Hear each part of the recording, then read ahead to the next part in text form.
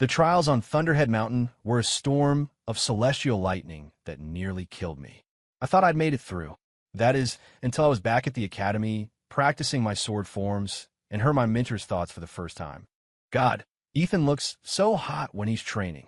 I just want to tackle him. The sword slipped from my grasp, clattering onto the marble floor. My focus, my spiritual center, it shattered into a million pieces. My name is Ethan Thorne, here at Ethelgard Academy, and in the world of mages at large, I'm known as the prodigy of my generation. I'm also the sole apprentice to Evelyn Reed, the head of Starlight Spire. My mentor, Evelyn, is a legend. She's ethereally beautiful, with a demeanor so cold it could freeze fire. She keeps everyone at arm's length. With me, her instruction is strict, her words clipped and precise. I always thought she was an iceberg, beautiful and impossible to melt. I thought my feelings for her were just respect, admiration, maybe even a little fear. Then, 3 days ago, I came back from Thunderhead Mountain. A freak bolt of celestial lightning struck me right on the head. I didn't die, but I woke up with this bizarre new power. Which brings me to now. I'm on the training grounds of Starlight Spire. As usual, Evelyn is standing near the white jade balustrade, her hands clasped behind her back. Dressed in white that rivals the snow on the highest peaks, she watches me with a look of cool detachment. Your form is decent, but the flow of your energy is sluggish. It lacks harmony. Her crisp voice cut through the air, sharp as ever. Before, I would have taken the critique to heart, bowing my head and working to perfect my technique.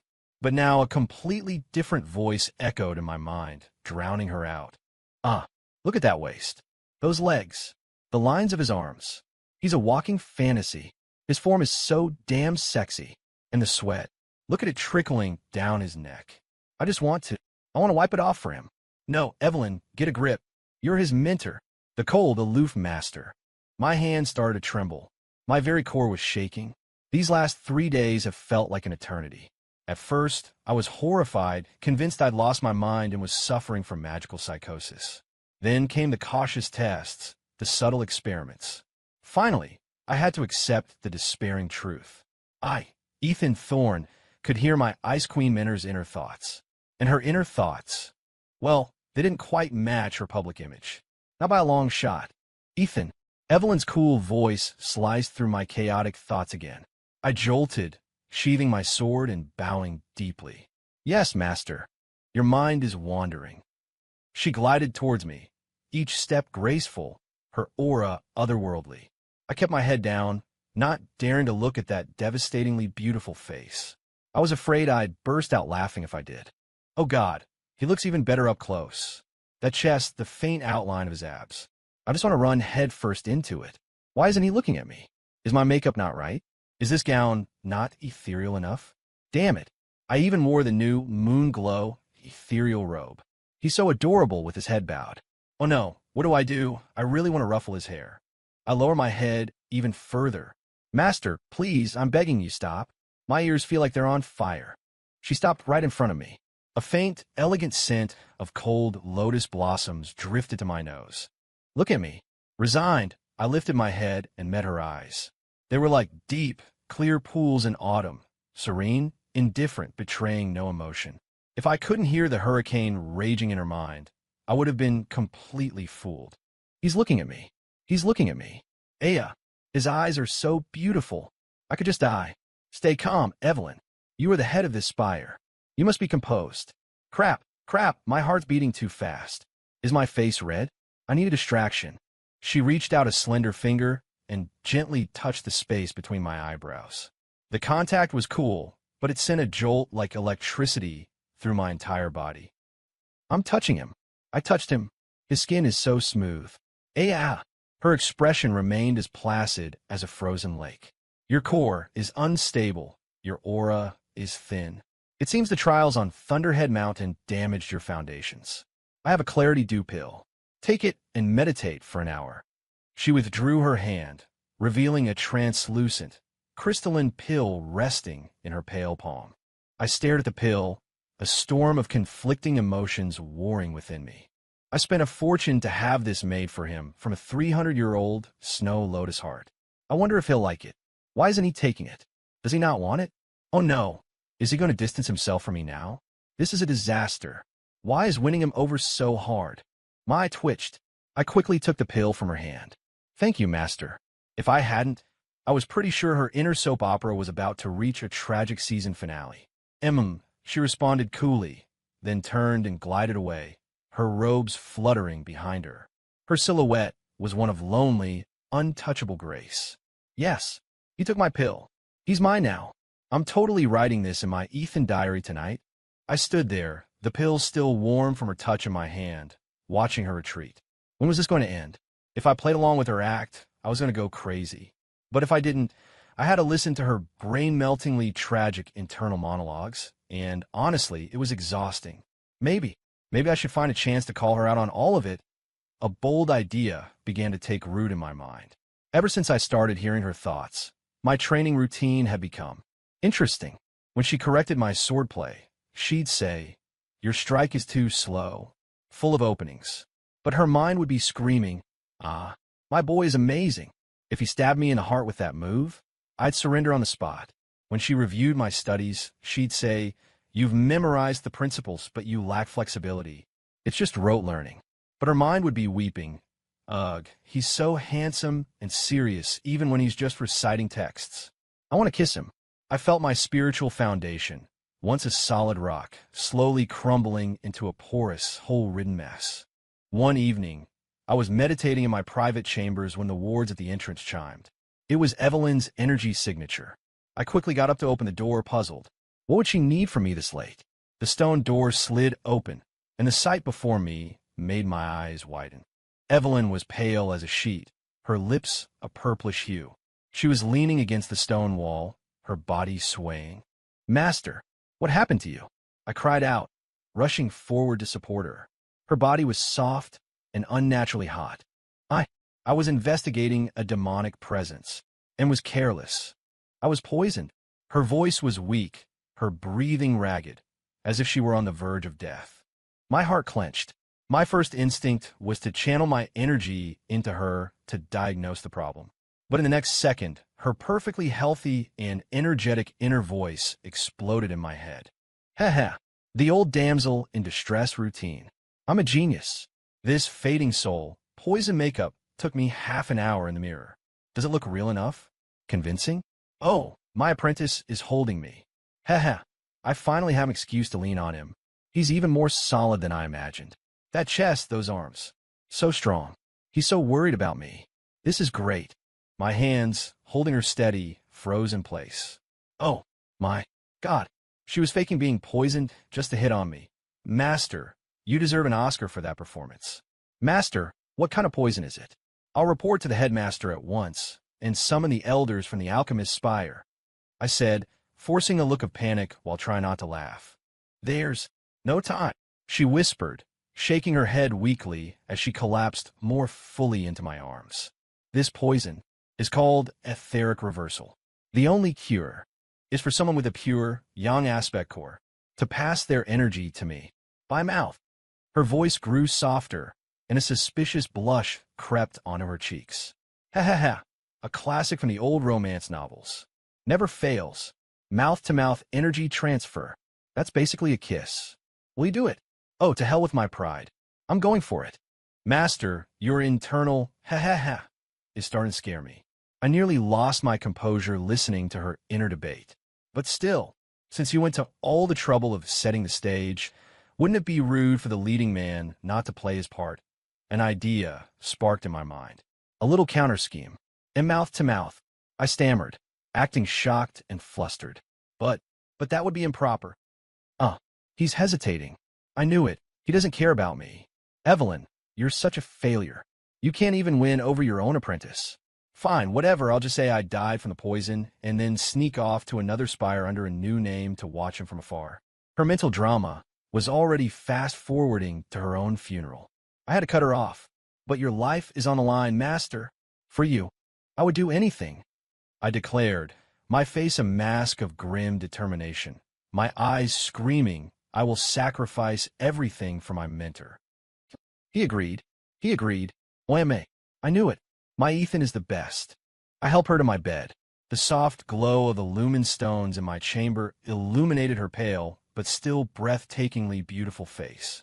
I took a deep breath, feigning nervousness. Master, forgive me for what I am about to do. I slowly leaned down. Her heartbeat was a frantic drum against my ear. It's happening, it's happening. My first kiss. I mean, it's for an act, but it's still my first kiss. Should I use tongue? The novels never specified. God, I'm so nervous. I bit back a laugh, held my breath, and moved closer to her purple-tinged lips. Just as our lips were about to touch, I let my hand slip as if my energy was unstable and my body lurched downward. MMPH. The softest sensation bloomed on my lips, softer and sweeter than I ever could have imagined, tinged with her unique scent of cold lotus. Evelyn's body went rigid. Her eyes flew open, wide as saucers. And her inner world wasn't just exploding with fireworks anymore. It was a full-blown cosmic Big Bang. We kissed. We kissed. We actually kissed. That wasn't just passing energy. That was lips on lips. Aya, his lips are so soft. Oh my God, I'm going to faint. I'm going to die of happiness. Was that on purpose? He totally did that on purpose. That little devil. He's so smooth. Kiss me more. Don't stop. I chuckled internally. You asked for this, master. Instead of pulling away, I committed to the mistake, pretending I was struggling to transfer my energy while our lips remained sealed together. I even, as if by accident, pressed a little harder. The thoughts in her head devolved into an endless stream of exclamation points. Her entire system had crashed. I could feel her body go limp, melting like warm honey in my arms. Her face was so red it looked like it was about to catch fire. Feeling like the act had gone on long enough. Any longer, and I might not be acting anymore, I struggled to sit up, panting heavily, putting on a show of being completely drained. Master, are you feeling any better? Evelyn lay on the bed, her eyes hazy and shimmering with moisture. There was no trace of a poison woman left in her. She just stared at me blankly. It took her a long moment to find her voice. Yes, much, much better. She subconsciously touched her own lips, her gaze darting away, unable to meet mine. Oh God, I broke character. I must look like a total creep right now. Quick, put the Ice Queen mask back on. She cleared her throat, forcing herself back into that cold persona. Thank you for your trouble, Ethan. The poison has been purged. I am merely drained of energy and need to rest. As she spoke, she leaped off the bed with a fluid grace that completely betrayed her drained state. Only the crimson flush of her face and ears gave her away. Since I am fine, I will take my leave. With that, she practically fled towards the door. At the entrance, she paused, her back to me, and said in her usual frosty tone, "Tonight's events are not to be mentioned to anyone." It's over. I don't want it to be. His lips were even softer than I imagined. Was that a slip? Or did he do it on purpose? It must have been an accident. But even if it was, I'm so happy. Oh my God, that was so intense. I have to write this in my diary when I get back. No, I have to draw it, to preserve it forever. Before the thought even finished, her figure vanished into the night. I watched her frantic escape, and finally, I couldn't hold it in any longer. A low laugh escaped my lips. For days after that night, Evelyn didn't dare come near me. Whenever she saw me from a distance, she'd bolt like a startled rabbit, finding the longest possible detour. But her inner monologue was more active than ever. He's coming this way. He's coming this way. Wado-ido. Wado-ido. Should I pretend I don't see him? Or give him a cold glare? Oh no, he's looking at me. His eyes are so deep. Is he thinking about that night? About the kiss? No, I must be dignified. I am his mentor. And then she would teleport away, leaving me standing there, caught between laughter and exasperation. This went on until the start of the Academy's annual Grand Gauntlet. As the leading figure of my generation, I was naturally the center of attention. I cut through the early rounds with ease, making my way to the finals. My mentor, as the head of Starlight Spire, sat high on the viewing platform with the other elders, her expression a mask of indifference as she surveyed the arena. She was the very picture of an unapproachable ice queen. But I could hear her. Her mind was throwing the most epic, one-woman cheering session in history. Go, Ethan. Ethan's the best. Take him down with one strike. Hey, that little punk, did he just snip off a single strand of Ethan's hair? He's dead. I'm gonna find him after this and stuff him in a sack. Wow, that Starfall reversal move was so cool. That's my apprentice. God, I want to have his babies. Master, please remember who you are. The baby thing is a little much. My final opponent was the top disciple from the Warden's Hall, a powerhouse in his own right. We battled for what felt like an eternity before I finally secured a narrow victory. The moment I won, the entire arena erupted, and my mentor's mind basically threw a rock concert. We won. We won. We're the champions. I knew it. My Ethan is the GOAT. Okay, stay cool. Your spire head, be elegant. Hold it in, Evelyn, do not smile. Do not let the corners of your mouth turn up. I looked up at the viewing platform, at her stunning face, desperately trying to remain serene while her ears burned a bright, telltale red. A wave of fondness washed over me. Before the award ceremony, a pretty girl in a daffodil yellow dress approached me, carrying a bowl of steaming broth. Senior Ethan, congratulations on your victory. I'm Chloe Miller, daughter of Elder Miller from the Alchemist Spire. I saw how much energy you expended, so I made you this vitality draft. Please, drink it while it's warm. She held the bowl out, her beautiful eyes fixed on me, making no effort to hide her affection. The other students around us started to hoot and whistle. Oh, looks like Junior Chloe has her heart set on Senior Ethan. They look so good together. A perfect match. Before I could even think of a polite refusal, the weather in my mentor's mind went from sunny skies to a Category 5 hurricane. Where did this little nobody come from? Try to get her own scene. Old Man Miller's daughter?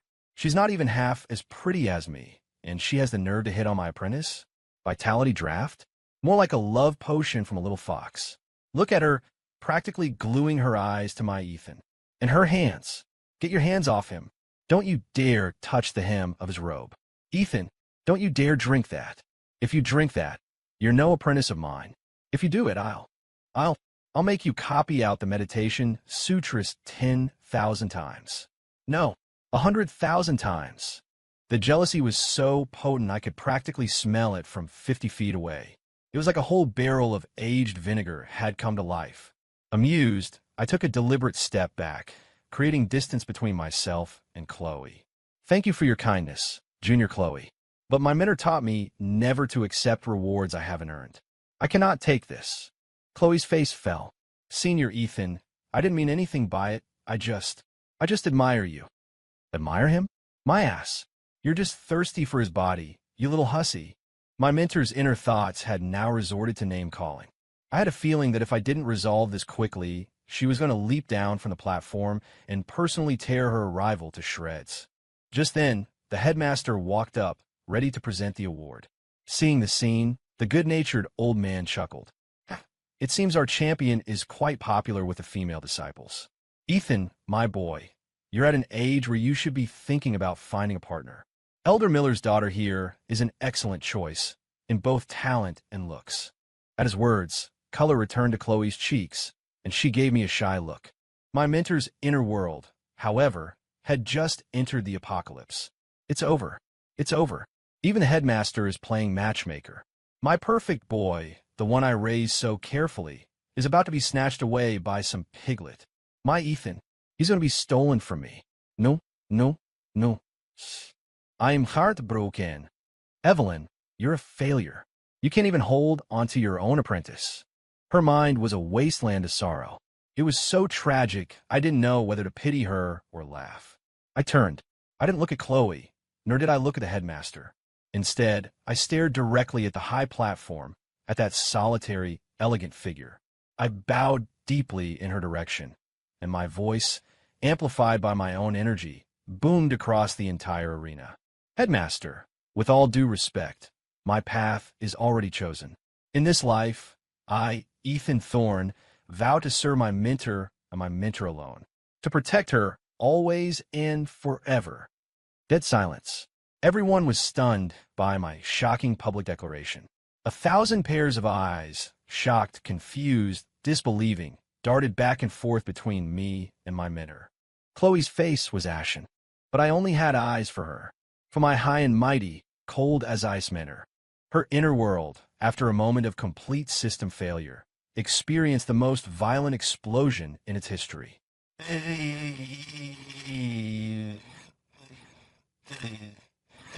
What? What did he say? He said he'd only serve me, always and forever. He's confessing to me. He's confessing to me in front of the entire academy. Oh my God. Oh my God. Oh my God. This is happening too fast. I'm going to fly. I'm going to ascend to the heavens. Don't anyone try to stop me. Ha ha ha ha ha ha. Did you hear that, you fools? He's mine. Mine. Hey, you. The Miller girl. Did you see that? You got no chance. Ha ha. But on the outside, after her initial shock, she simply, slowly, gave me a small nod. Her perfect lips parted, and she uttered a few impossibly cool words. A noble sentiment, disciple. The surrounding elders just stared at each other, certain they had misheard. The headmaster coughed awkwardly, trying to smooth things over. Heh. Well, Ethan's devotion to his mentor is certainly admirable. Yes, respecting one's teacher is a fine quality. I looked at Evelyn, at her desperate attempt to remain composed, and at the joy that was threatening to burst out of her, and I couldn't suppress a smile. Master, I thought, your acting skills are getting scarily good, but I'm really looking forward to the day I get to peel back all those layers myself. I wonder what kind of expression you'll make then? At the victory banquet for the Grand Gauntlet, the hall was buzzing. As the champion, I was the center of attention, with a constant stream of people wanting to offer toasts. But I kept my mentor's inner commentary in mind, keeping a polite but firm distance from any female disciples who approached me. Evelyn sat at the main table, as reserved and quiet as ever, but her eyes kept drifting towards me. Every time I turned down a drink from a hopeful admirer, a line of text would scroll through her mind. Well done. That's my boy. Yes, that's the face. Cold, ruthless, crush all their pathetic little hopes. Meanwhile, she herself was, quite uncharacteristically, downing glass after glass of the celebratory moonpetal wine. The headmaster and the other elders were lavishing praise on me, piling on rewards. I thanked each of them graciously, but my gaze always returned to that silent figure in white, sipping her wine. My mentor was happy tonight. Her face was a blank slate, but I could hear her thoughts loud and clear. My apprentice is the best, the absolute goat. Did you see the looks on the other elders' faces? Pure envy. So satisfying. They used to say my Starlight Spire had no future. Well, look who's laughing now. My boy may be so proud today. I have to reward him properly when we get back. What should the reward be? Maybe I could reward him with myself? Ha. I'll just pretend to be drunk later. I nearly choked on my own drink. Master, your thoughts are getting more dangerous by the minute. Sure enough, halfway through the feast, she started to fade. First, a charming blush crept up her cheeks, her eyes turning hazy. Then, her body began to sway. Am I overdoing it? The effect seems to be working, though. They all look convinced. Why isn't Ethan coming to get me yet? Look at me. Your poor mentor is about to fall over. If I fall, will you be the first one to rush over and catch me? I watched her one-woman show, a wry smile on my lips. Master, I've already memorized your script. I set down my glass, walked over to her side, and just as she was about to fall, I caught her arm. Master, you've had too much to drink. Allow me to escort you back. Her warm breath tickled my neck. The sweet aroma of wine mixed with her unique lotus scent was intoxicating. Ethan, she murmured, looking up at me with misty, drunken eyes. Her voice was soft, almost a whine. My head is spinning. With that, her whole body went limp, collapsing very conveniently into my arms. Success. I'm in his arms. His embrace is so warm, so strong, so safe. I want to stay here forever. I held her steady, feeling the soft weight in my arms, a sense of amused resignation washing over me. The feel of her, the scent of her, it was enough to make my own head spin. Steeling myself, I nodded to the other elders, who were all wearing knowing smirks. Elders, my mentor can't hold her liquor. I'm taking her back to her spire. They all smiled, their expressions screaming, we get it. It seems Headmistress Reed is truly drunk. That boy Ethan, he's so considerate. Go on, Ethan, take your mentor back to rest, the headmaster said, giving me the perfect out. I scooped her up into my arms. She let out a small gasp and instinctively wrapped her arms around my neck, curling into my chest like a contented cat. A Princess Carrie. It's a Princess Carrie. I've dreamed about this. He's carrying me. He's carrying me. I can't. I just can't. I'm going to die from happiness. I held this little actress who was outwardly drunk but inwardly losing her mind with joy and walked out of the great hall under the envious stares of the entire academy. The night air was cool, the moonlight bright. The path back to Starlight Spire was deserted. She kept her face buried in my chest, perfectly still, as if she were really asleep. But I knew better. The floodgates of her mind had opened, and a stampede of thoughts was racing through my head. He's so steady. His arms are so strong. My face is pressed against his chest. I can hear his heartbeat. Thump, thump, thump, thump. It's beating at the same rhythm as mine. Does this count as being in sync? When we get back to my room, he'll put me on the bed.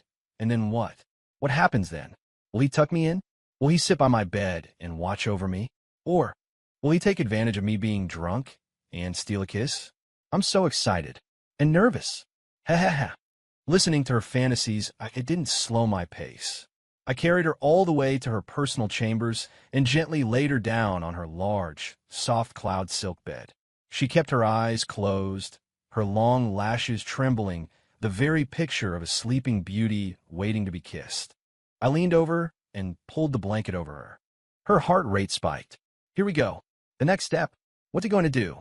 I simply sat down on the edge of the bed and watched her, this woman who had fooled the entire world with her icy facade. A minute passed, then another. She was clearly getting antsy. Why isn't he doing anything? Is he just going to stare? Was my performance not charming enough? Come on, do something, you blockhead. This is the perfect opportunity. She was practically screaming at me in her head. I couldn't help it. A low chuckle escaped my lips. In a quiet room, it sounded unnaturally loud. The sleeping beauty's body went rigid. I reached out, but instead of touching her cheek, I gently flicked her forehead. Then, I leaned in close to her ear and whispered, "Stop faking it, master." For a moment, the world went silent. The endless stream of thoughts in my head stopped. Even her breathing hitched. Her inner world wasn't just experiencing an explosion. It was the collapse of an entire dimension.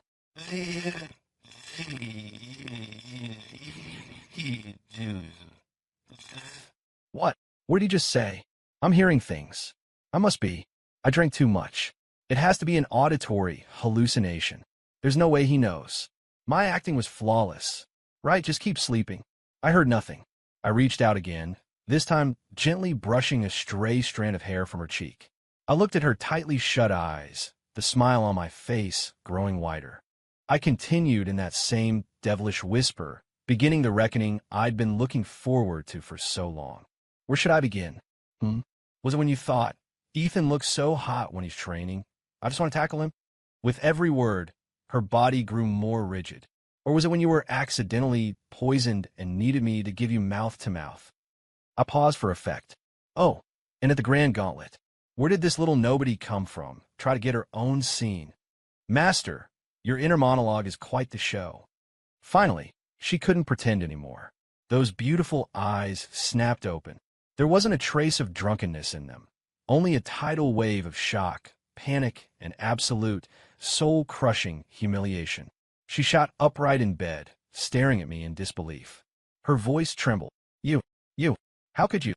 I watched her, utterly fascinated, as the color of her face shifted from shocked white to a deep, mortified crimson. She looked like a ripe apple, begging to be bitten. How could I know? I smiled, tapping my own head.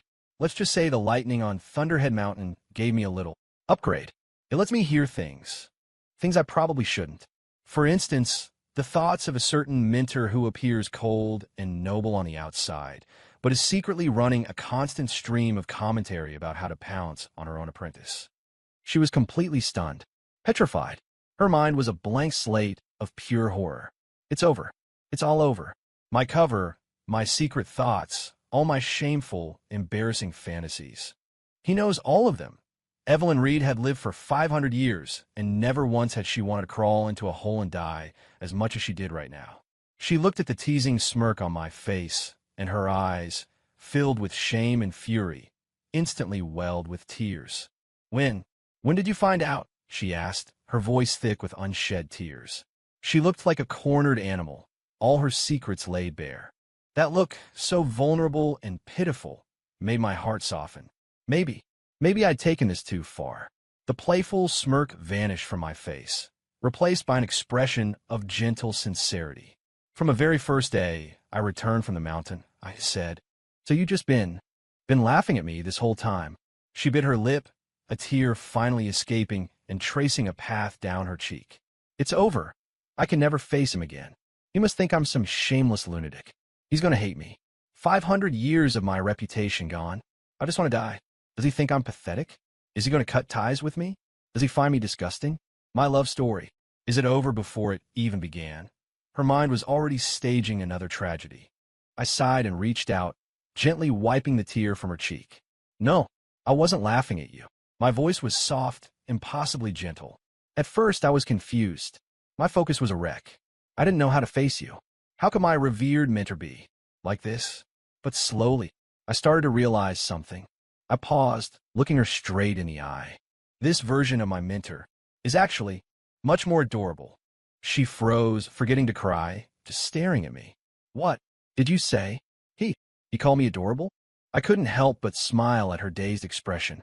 Listening to your thoughts, watching you clumsily act out scenes from your romance novels, seeing you get jealous for me, happy for me, watching you struggle to maintain your Ice Queen persona while secretly cheering me on and losing your mind over me. Do you know what that was like, Master? It was magical. It was like I had this secret key to your heart, a glimpse of the real, vibrant, adorable you. I didn't feel like I was watching a joke. I just felt like my mentor was no longer some distant, untouchable goddess on a pedestal. She could cry and laugh and get jealous and be shy and think all sorts of ridiculous things. She became real, tangible, and I found that my focus was more chaotic than ever. Because it was chaotic. For you. She was completely stunned. The tragic drama in her head was replaced by a stream of flashing question marks. Is he confessing to me? He's not exposing me just to humiliate me? He likes me? He likes the me with the crazy inner monologue? Is this real? Am I dreaming? She instinctively pinched herself. Ouch! It was definitely real. Seeing her like this, so endearingly clueless, I couldn't hold back any longer. I leaned forward, cupping her face in my hands. She gasped, and I lowered my head, capturing her lips with mine. This time, it wasn't an accident. It wasn't a counter scheme. It was a real kiss, possessive, filled with all the love I'd been suppressing, and overflowing with the silent understanding that had grown between us. MMPH. Evelyn's eyes flew open to their widest extent. Her brain shut down completely. Key. He's kissing me. He's really kissing me. This isn't an act. It's not a dream. All the shame, all the anxiety, all the heartbreak, it all dissolved in that one kiss, replaced by a tidal wave of pure joy and sweetness. After the initial shock, her body's instincts overrode her shyness. Trembling, she lifted her arms, not just to loop around my neck, but to pull me closer, to hold me tight. She began to kiss me back, clumsy and inexperienced, but with an earnestness that stole my breath. The kiss was long and deep, as if we were trying to pour weeks of silent tension and secret affection into that single moment. We only broke apart when the need for air became overwhelming. My mentor's face was a beautiful, deep shade of red. She was panting, her eyes glistening with moisture, a radiant glow about her. The cold, aloof spire head was gone, replaced by a girl who had just fallen in love. You, she stammered, unable to form a complete sentence. My apprentice kissed me. He's so bold, but I love it. His kiss. It's so sweet. I want another one. Hearing that last little thought, I couldn't help but laugh. I rested my forehead against hers, looking into her shining, lovesick eyes. Master, I love you. Will you be with me? She was still breathing heavily, blushing so hard she looked like she might combust. She wanted to bury herself in the blankets and hide. But this time, she didn't run. She looked at me, her eyes brighter and more full of love than I had ever seen. Her inner monologue was a single joyful shout. I will. I will. A million times I will. But all she managed to say out loud was a tiny shy I smiled. Is not enough, master. I need to hear you say it. Say you'll be my partner. She buried her face in my chest, too embarrassed to look at me. You're bullying me. Am I? I drew out the word, teasing, because I can hear you screaming, I will in your head right now. Stop it, she mumbled, hitting my chest with a weak fist that felt more like a caress. I wrapped my arms tighter around her, whispering in her ear, all right, I'll stop talking. My lips found hers again. We could just do it instead. In the moonlit chamber, the night was filled with things other than sleep. He's so good at this. I'm Milton. Ethan, my wonderful apprentice. No, my wonderful husband. And for the first time, our thoughts were in perfect sync.